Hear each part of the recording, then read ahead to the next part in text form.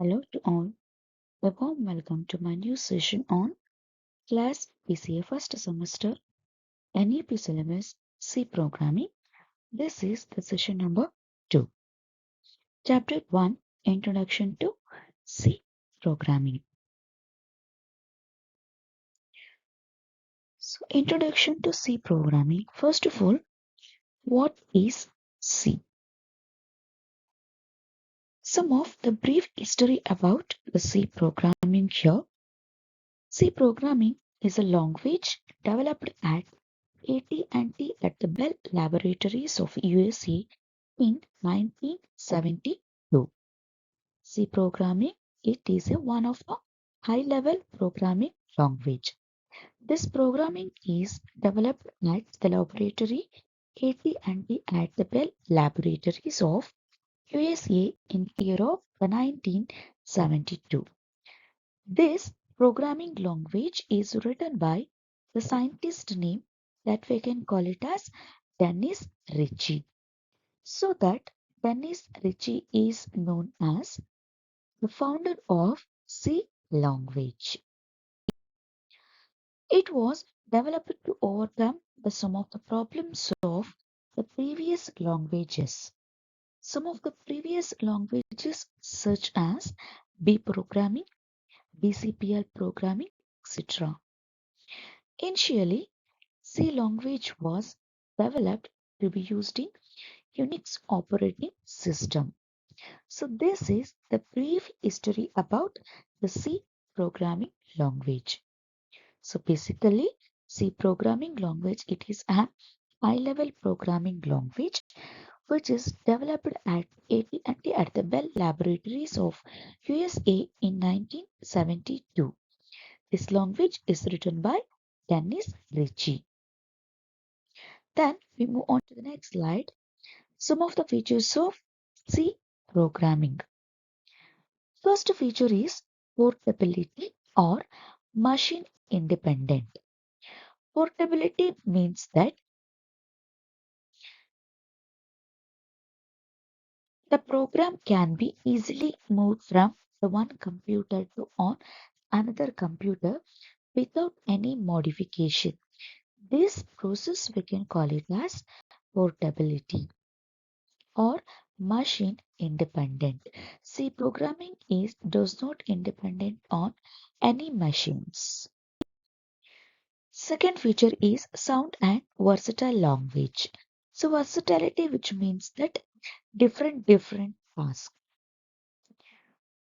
Third feature is fast program execution. C program, it is the fast program execution. Fourth point, an extendable language. C programming, it can be extendable languages by using some of the subprograms. Fifth feature is tends to be a structured language. Structured language, it has some of the control structures like if else, nested if, switch cases, and also some of the looping statements like while, do while, and for statements.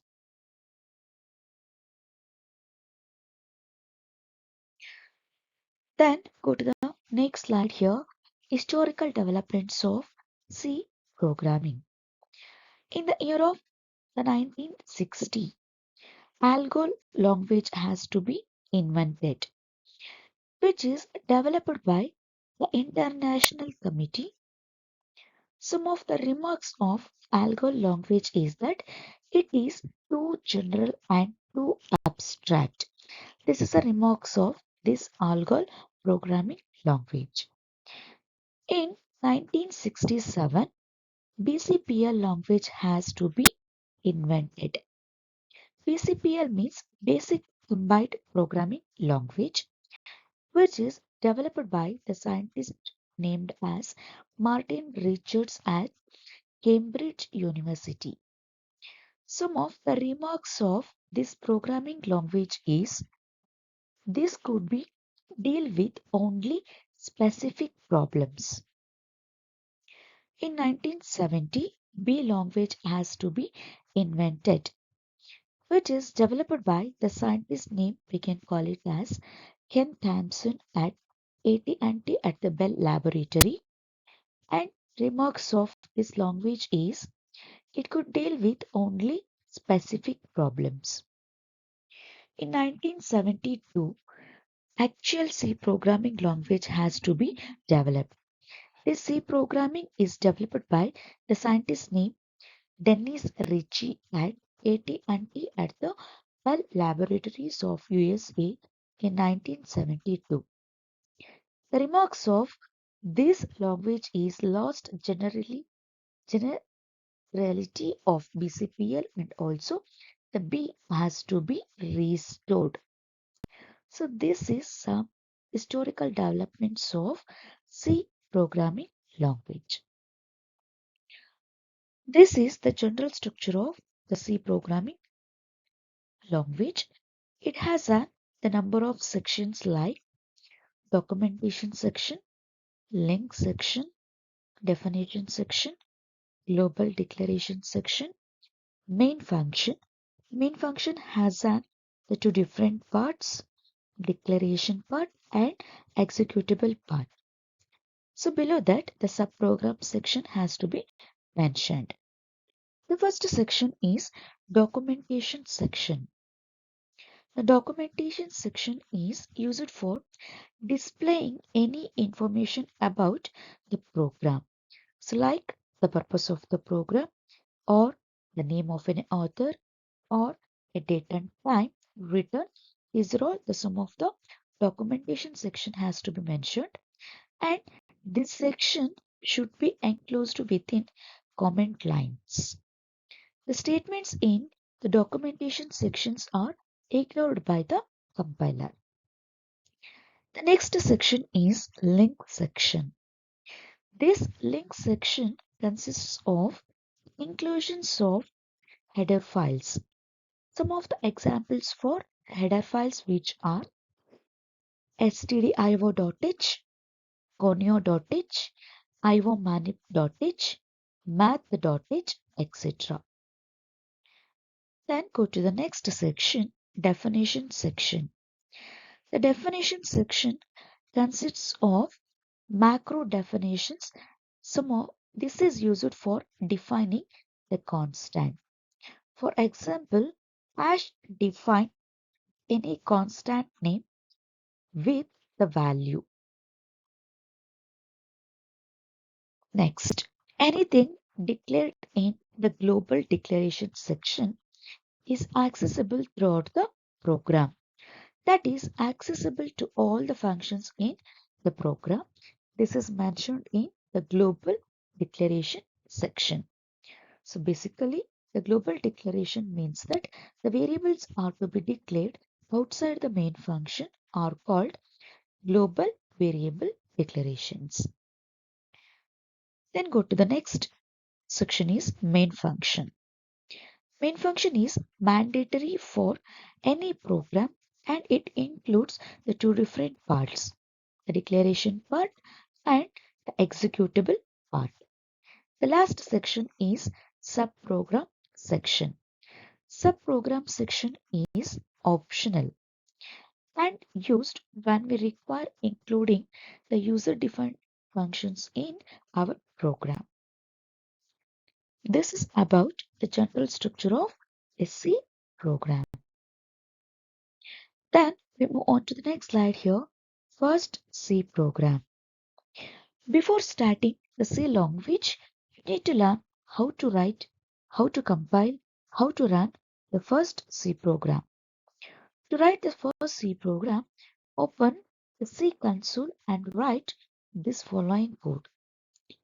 The first statement in the first program is hash include stdio.h. Hash include stdio.h, it has the standard input output library functions. Some of the examples for the input output library functions, scanf and also the printf. Second statement is hash include conio.h. Conio.h means con for console, io for input and output. It includes the console input output library functions, for example, the getch functions and also the CLR SCR functions. Next statement is void main. The main function is an entry point of every program in the C language. The void keyword it specifies that it does not return any value in our program. Next statement is printf hello C language. Printf is a function is used to print data on the console. Here it prints the statement like hello C language. The next statement is getch. The getch function asks for a single character until you press any key. It blocks the screen, then ends with the closing bracket. This is about the first C program. Then go to the next slide here, the creating and executing a C program. So for creating and executing a C program, it consisting of the four different steps. First step is that writing and editing using the Turbo C++ or the DOSBox software. Step 2 is that compiling. For the compilation, we have to use the command like Alt plus F9. Third step is that linkers. Fourth step is executing. That means run. So here we have to use it for the command Control plus F9. So next, the slide move on to that explanation of a step-by-step process.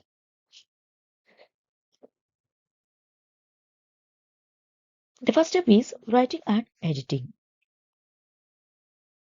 Writing and editing. To write and edit a program, we use some of the text editors. First, we open the text editor and write a program and save the file to the disk. Here, the file is known as the source file. Every C program, the source file is saved with the .c extension. So, for example, file name .c. So here we have to be used for the some of the steps like command to open the editor. The file name is that the file name .c. Type your program, then save the file and exit. This step we can call it as writing and editing the C program. Step 2, compiling. Here we have to use it for one language translator that we can call it as a compiler. Compiler is a software that translates the source code written in a high-level language into the corresponding object code of the low-level language. We can also call it as the machine-level language. Once the compilation is successful without an errors, then the system will generate an object file with the .obj extension. Command for the compiling the file is the file name .c. Then go to the next step, linkers. Many of the high-level languages allows the splitting the complex program into the multiple modules. This we can call it as a functions. Here, the linkers arranges the object code of all the modules that have been generated and combined with the specific header file code that generates the executable file that we can call it as the .exe file. The fourth step is execution that we can call it as running your program. Once the executable file is created, we have to execute the program. The command for executing a file is that Control F9. So here mentioning and the /a dot output. So that command submits executable file to the CPU. Then the processor performs the task specified in a source file and generating the result. So for the compilation, we have to use it for the command Alt F9 For the execution, we have to use it for the command Control F9. Thank you.